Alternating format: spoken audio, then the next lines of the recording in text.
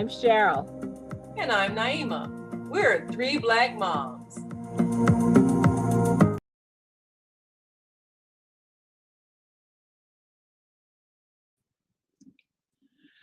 Back when my husband and I were living in Chicago on North Park's campus, he was in seminary, and we had a number of neighbors that were from countries all over the world. Our neighbors from Kenya were so excited to read the book Animal Farm because that book had been banned in their country. The government had felt that the implications and the stories written in that book were about them. And it was interesting because we had some friends from another country who were reading Animal Farm for the first time, and they were told that this book was about them. And I think residents of China, who were also in the country here at the time, said the same thing.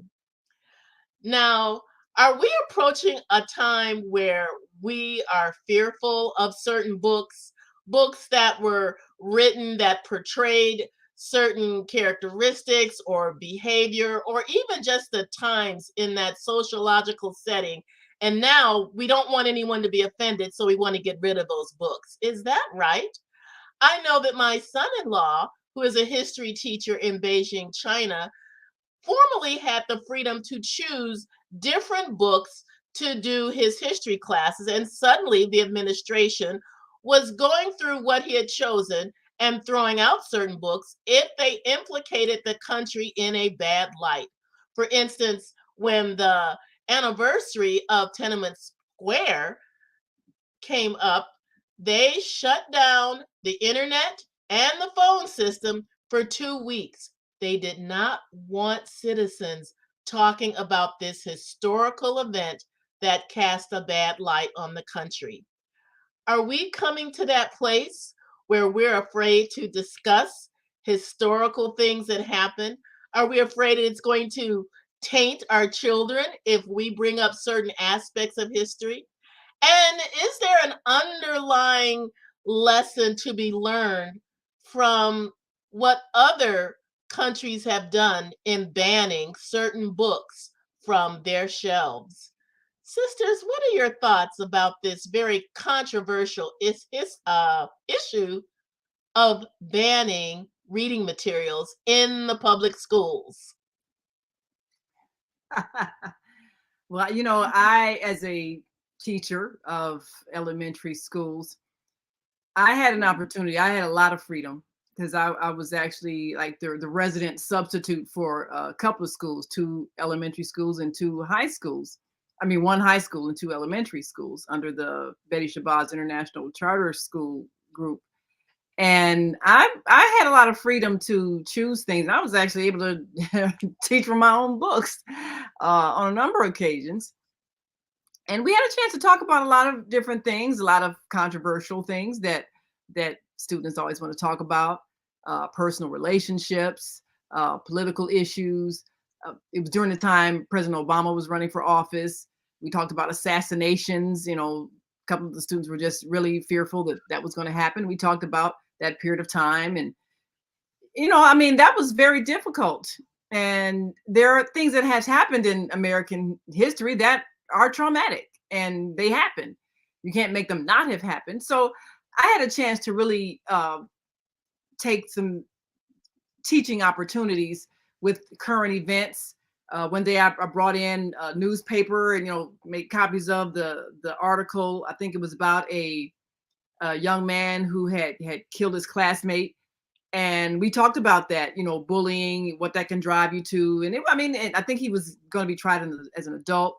We talked about violence. So I find that in a classroom with a skilled teacher, there's really nothing off the table, because it's not as though young people don't think about it. You have to have the wisdom and the insight to allow them to express their thoughts without judgment. And if no place else, they should be in your classroom able to say what they really think and feel. And they should be uncensored. So if you're going to produce open-minded children who can think logically. You have to allow them to know. And I don't think there's any subject that is inappropriate to teach, but the teacher has to be skilled enough and mature enough, him or herself, to be able to present it appropriately. I have a problem with other people deciding what my child should be able to read and learn. We grew up in a house where there were books on all kinds of things, and we were never really told that we couldn't read anything. So I read things like Richard Wright's Black Boy at a very young age. Yeah. And remember when we got Everything You Always Wanted to Know About Sex but Was Afraid to Ask? That book came into our house when we were young, and that was, something that we were not encouraged but not discouraged from reading. And I do believe that this latest thing, are we taking book banning business too far? Yes, because we're banning books, because we're deciding anything that makes us uncomfortable, and it's not even children that are uncomfortable, it's parents who are uncomfortable or grandparents who might be uncomfortable. And let's just call it what it is. It's racism that people are always looking to try to whitewash, and I mean that in every sense of the word. Barbara, you're living in Crazy Town now, there in the state of Florida, where people have decided that certain things, as including classics like Huckleberry Finn and To Kill a Mockingbird, are among the banned books. And the thing is that these classic novels are a part of our Americana and a part of just being well-rounded people. Now, I'm lucky in that I teach in a college setting, in a very liberal college setting, where we can talk about all kinds of controversial topics because that is the whole point of the class. And I'm still getting college age kids who are saying, we always thought Christopher Columbus discovered America. Now, this is Generation Zers, and they're still being told the same lies we were told 50, 60 years ago. And no one has stepped up to say, this didn't happen. So instead of us saying, this is a myth, we have legislatures and legislators who are trying to just say, well, let's just keep that myth because it makes us feel better, because we don't want too much to put in another book. Yeah, we'll just take it out of the book. And there are certain books in certain states, I'm looking at you, Florida and Texas, where they don't call it the Civil War. They might call it the War of Northern Aggression. Between the states, yeah. The War of Northern Aggression. Oh, that's say that the Civil War was about states' rights, when everyone knows. And I've actually talked and argued with someone who I thought until that point was an intelligent human being. That said, no, it was about states' rights. And I had to say, no, it was about states' rights to own people. Yes, right.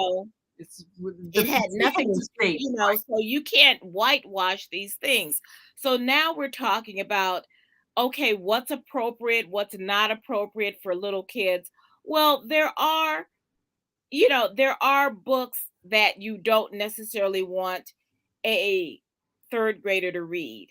You may not want a third grader to read The Bluest Eye or Beloved, but you might want an 8th grader to read it. You might want a 7th grader to read it. You want kids to read about things that shape who we are in this country. And us banning books and adding more racist tribes and tropes to things is not going to stop the learning. It's just going to try to slow down the critical thinking skills that our children need. And that's the whole point. It's not propaganda. if you're telling them this is a side of story that isn't white centered, because black people have stories too, Asian people have stories too, Latinx people have stories too, indigenous people have stories too. Everything does not have to be this fake white centered um lesson in how we should all think. And that's where we're headed, because people don't want to be uncomfortable when they see grandma was out there throwing rocks at a 6-year-old trying to go to school. Now, I remember an episode that happened on the Walton's Mountain. And there was, John Boy was a writer. He was the local newscast. He started the newspaper. And when the World War was starting out, World War That was One, Yeah. with the German invasion, the people in the town, they had this fear against Germans, and they wanted to burn all the books that were German written books. And John Boy was like in protest against this kind of anarchy that was going on, because he felt like, well, you don't even know what these books say, but because they're German and there is this a fight against, the Nazi regime, you want to burn everything that is German. And there was a German woman who lived in the town who did not even want anyone to know that she was German, because these people had gotten so worked up. They were like operating in the mob mentality. And they had found this German book, and they were upset with John Boy because of course he's like taking the other side. And he said they were burning all the German books that they could find, and they wanted to burn this book. And John Boy stopped them and said, I would like somebody to read what is in this book before we just blanketly burn everything that's German.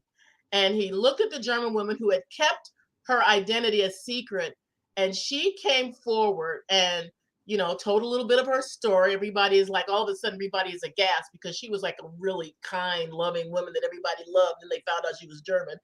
And then she opens the book and she starts reading it, and it's the Bible. And everybody was so ashamed because the book was the Bible and it was in German. And all of a sudden, they realized their own prejudice, that they had made this judgment without even knowing what was written in the book.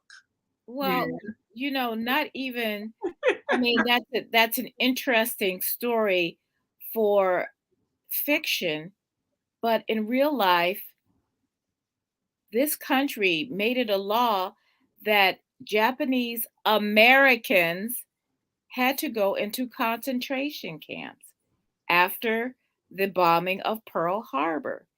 And yet, there are still history courses. Sarah had an AP history course when she was in sophomore year. It was actually probably a college level course. Her A push did not even mention that. So that was advanced placement US history that did not even mention Japanese internment. So we're already whitewashing things because of the shame that we have, but you cannot whitewash history and just assume that, oh, okay, Lincoln freed the slaves, we're all good now, without talking about Jim Crow, without talking about the novel To Kill a Mockingbird and what happened there and the reason why these things happened. I think it's Now that surprises me because I actually taught those things in 7th grade. I think Yes. those things that are readily available, but it is up to the teacher to use those books, use those history concepts and teach them. I had 7th graders the year that I was teaching full time, and they fully covered the Japanese exclusion avenues where people were treated badly depending on those different points in history. So I am surprised that Sarah did not have that covered when she was in college, and No, yet I covered this it was in in high all of school. my classes in seventh grade. Yeah. No, this was in high school, and she was, and it was, and they were reading like 30 pages a night. So it was a lot, but I think that there were probably things that got skipped all over. So I'm not sure if it wasn't there deliberately in the book. But the thing is that there's a lot of things that our school system already is lacking. And the thing is that we're lacking so much. And people saying, well, let's get rid of music and the arts so we can learn more about STEM and then get our test scores up. Life isn't a test score. No, and everything is not about technology. You have to learn how to be a decent human being before That's you can exactly learn right. anything else. Well, Curtis Kojo Morrow's joining us on Facebook and YouTube, and he says it's about who's reading what and when. And I think if we look at the kinds of things that whatever school administrators are afraid are going to be taught, they're basically expressing their own fears, because children, they only know what they hear and see, and whatever happened in history, that's what happened. It's basically what happened. So there's nothing wrong with telling about what happened. That's not saying just because the people that you genetically descend from did this, you're a bad person. So I think that thought is something that people have because of their own guilt and shame, like you Yes, said. because they understand. People who say, "Oh, well, we don't want white kids to feel bad." Well, why Well, should they? I you mean, know what? nobody's saying we're going to hold them responsible for what their great great grandparents did. They're not responsible. Nobody's responsible. But Well, the people who did well, well. The thing is that they don't want them to feel bad, but they don't mind that black kids and Asian kids and indigenous kids and Spanish speaking kids feel bad. They don't want them to their fragile kids to feel bad because they understand that white supremacy is still in existence, and that they are still, no matter if they didn't own slaves or their parents or their great grandparents or their great great grandparents, the thing is they are still benefiting from a racist system. And the thing is that if their kids grow up saying, you know what, I am benefiting from something and it's not fair, maybe they will work to see more equality. And the people who don't want to see equality are the people who are talking about them feeling bad. well, You I think when you look at it, a lot of these people, these 60, 70, 80-year-old people who don't want things to change, they're going to be dead soon anyway. So we Not really soon need enough. to we really need to project the vision of the future, that this generation is going to change things. They're going to make things better. They're going to make things equal. And so in order for them to be able to make good decisions, they need to be taught the truth about what happened. And that doesn't mean casting everybody who has done wrong as some type of a devil who needs to be hated, but just this is what happened. This group of people did this group of people did that. As a result, this is what's going on right now. How do we make it so that, number one, we don't do bad things to people anymore, and number two, we make things so that everybody has equal opportunity? Because We that's repair the damage. We repair the damage that has been done.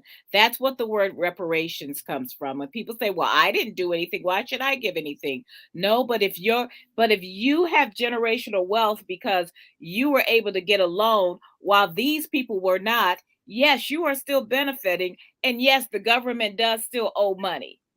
The government And actually I can think step in. also everyone needs to recognize that there has been something done bad to to everybody, every group of people that everybody exists. on the planet. I mean, when I was teaching in high Yeah, school, they had absolutely no idea that the Aboriginal people in Australia. Australia were treated the way the indigenous people in the United States were Yeah, treated. So there is no country that is immune and no group of we people genocide.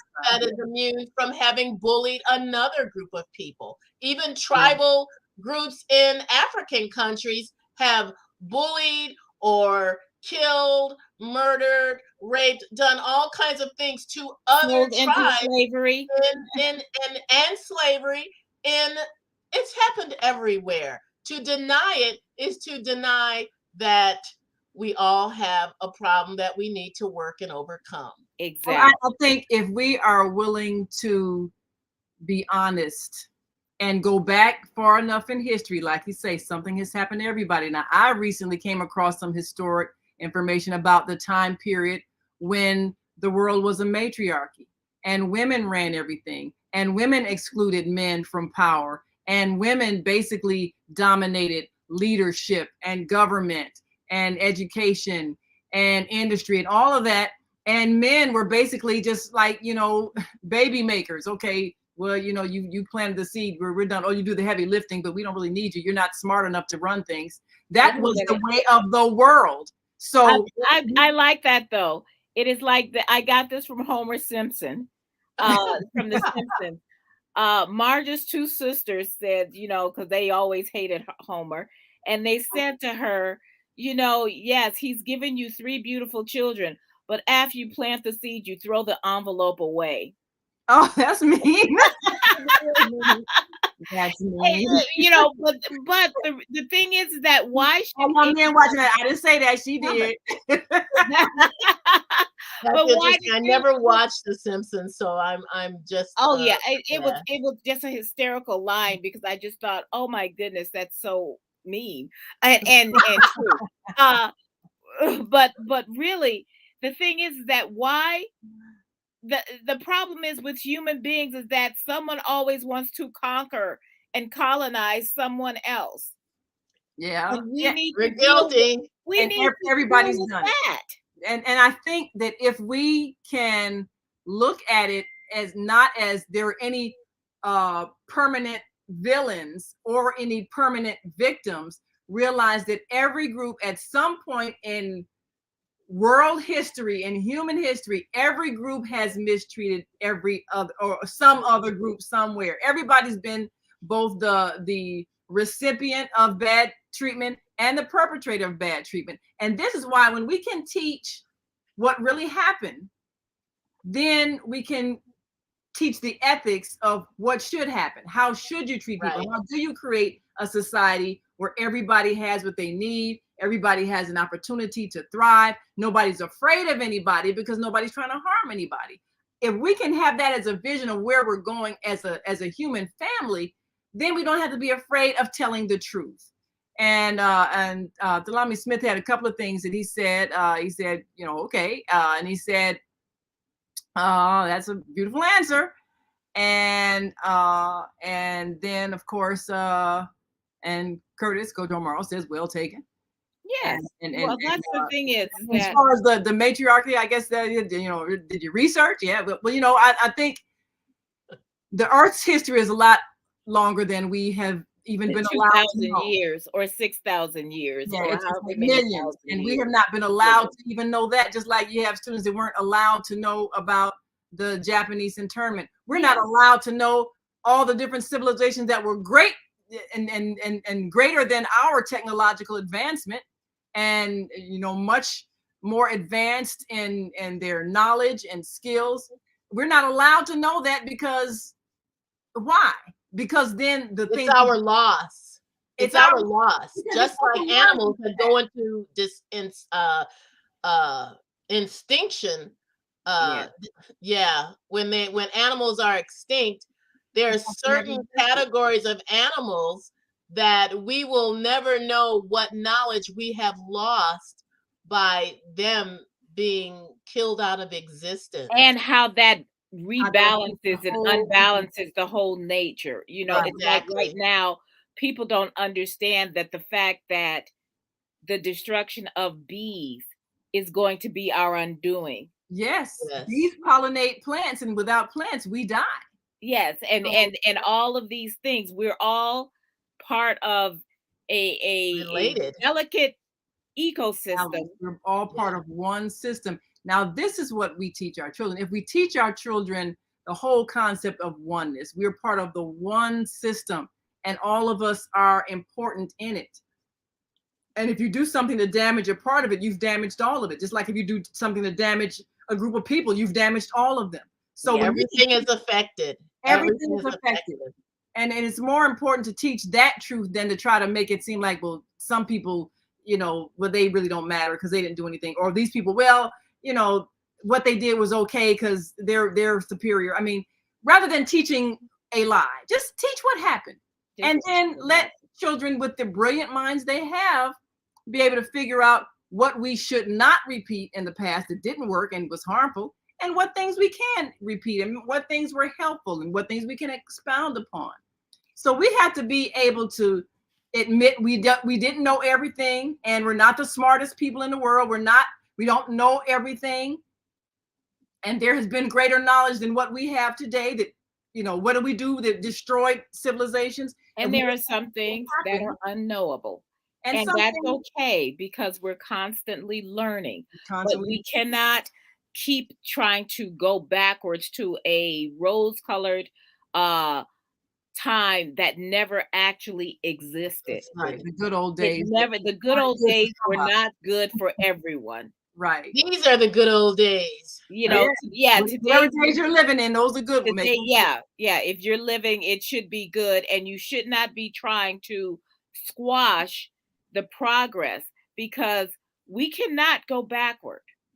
We can burn up the planet going forward, or we can progress and do better going forward. But we can't go backward because those times didn't exist. When people say, well, yeah, you could have a factory job and you could buy a house, and you were also polluting the air and the water, and you were getting black lung, and you were getting all of these things. We have to stop looking in through those rose-colored glasses of a time that did not exist. Right. It was not. And we need to start looking at the books that are telling us about, the Sinclair Lewis's and the books that expose some of these things, and let our children learn from history. They're not going to learn from history if we whitewash it. Let them learn from history so that they have a future. I have college students who don't believe that they're going to live past 50 because they think the planet's going to be dead by then.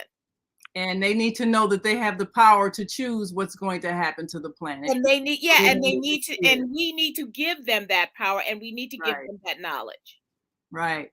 Then there's who can afford to write or study. Well, that's what Curtis says. And that's another thing. We have to make knowledge affordable and available. Libraries are free for everybody. And that's why we had to make sure that the libraries don't ban the books. So right, because libraries need to go. Yeah, this is that book we were talking about that everybody read when it came out. I can't see that. Do a Barbara. Everything you always wanted to know, you were afraid to ask. Which, in its time, was so controversial and so groundbreaking. Because he said really stupid stuff like using Coke for women's purposes. Yes. Well, that's because people didn't know. Well, he wasn't, and but people thought that. People thought, all kinds of things. You had drain cleaner, and if I remember correctly, people also said this is not good, but people didn't know. You had to tell people that, some of these old wives' tales were dangerous. Right. That's why you have to know. You have to seek knowledge. When you know better, you do better. Yes. Now it's time for us to do better. Well, we've got to go. We appreciate you all joining us, listening in, and keep making comments. Tell us what you think. Are there some books that maybe should be banned, in your opinion? And is there some knowledge that we should research more about, that we would be better people if we knew? Tell us what you think. Follow us on YouTube and Facebook, 3 Black Moms. We'll be back next week. Until then, I'm Naima. I'm Cheryl. I'm Barbara. We are 3 Black Moms. Have a great week.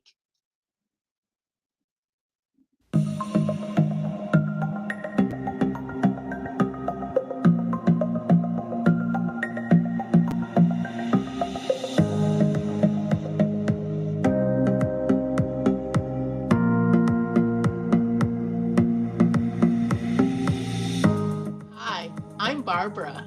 I'm Cheryl. And I'm Naima. We're three Black moms.